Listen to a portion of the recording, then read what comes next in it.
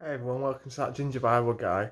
And well, life's pretty weird at the minute, isn't it? So I figures could probably all use a bit more hope. So in these next few videos, we're going to be looking at a series on hope. I hope it blesses you and I hope it encourages you. Enjoy.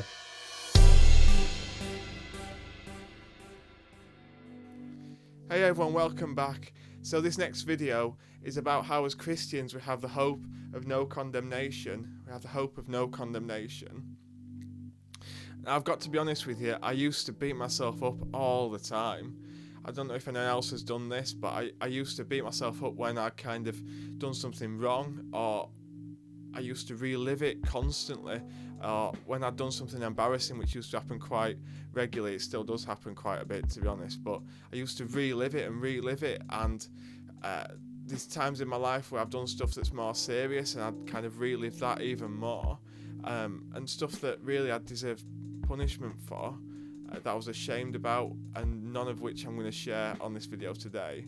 But before I became a Christian, I used to carry around all of this guilt and all of this shame and all this condemnation for the stuff that I'd done wrong, and it used to weigh me down, to be honest. I don't know if anyone else is feeling like that, but it used to weigh me down, and I used to feel really, really terrible. When I first became a Christian, I remember reading this in the Bible, and it was kind of like a weight had been lifted off my shoulders. And it says in Romans 8 verse 1, which is in the New Testament, "So now there is no condemnation for those who belong to Christ Jesus." I love that. I'm going to read that again just to kind of let that sink in. So now there is no condemnation for those who belong to Christ Jesus. And I love that this is the promise that we have as Christians, and it really gives me hope in everyday life.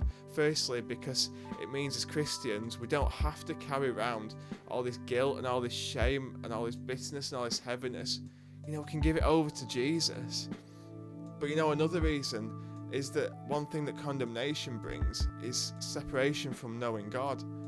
And I don't know about you, but I really want to know him. Like, think about it, literally the one who made everything. He made you, he made me, he made the world, he made everything. The one who does what we see as impossible and cares about us and loves us and knows us. Why wouldn't you want to know him?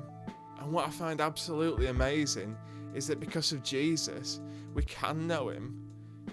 Because of Jesus, we can know him, and not only that, but all the stuff that we've done wrong, all the stuff that we feel embarrassed about, we feel ashamed about, or that keeps us from knowing God, Jesus took that on himself. And because Jesus did that for us, he did that for you, he did that for me, there is now no more condemnation. It doesn't matter whether you feel it or not, but there is now no more condemnation if we put our faith and we put our trust and we believe in him. I realise that some of you watching this video aren't Christians and you won't classify yourself as religious, and that's okay. You can still watch this video, you can still participate. I'd love to chat to you about the stuff that I'm talking about. This is something that gives us a massive amount of hope as Christians in everyday life, no matter what we see around us, no matter what we feel like, whether we've had a good day, whether we've had a bad day, no matter what we've done in the past. If you're a Christian and you've put your faith in Jesus, if you're trusting Jesus, you don't face any more condemnation from God. It might discipline us, it might discipline you, it might discipline me, or correct us when we're in the wrong, but his promise is that he will not condemn us, because Jesus took that punishment on himself. He took the condemnation, he took the punishment that we deserve, and in its place we can know God. So thanks for watching this. I hope you found it helpful, I hope you found it encouraging. And if you did, I'd love it if you'd comment, if you'd like it, if you'd share, if you'd follow the page. And if there's anything that you didn't know that I've talked about in this video, or something that you want to know more about, just drop us a message. I'd love to chat to you. So have a great week, and I'll see you next time.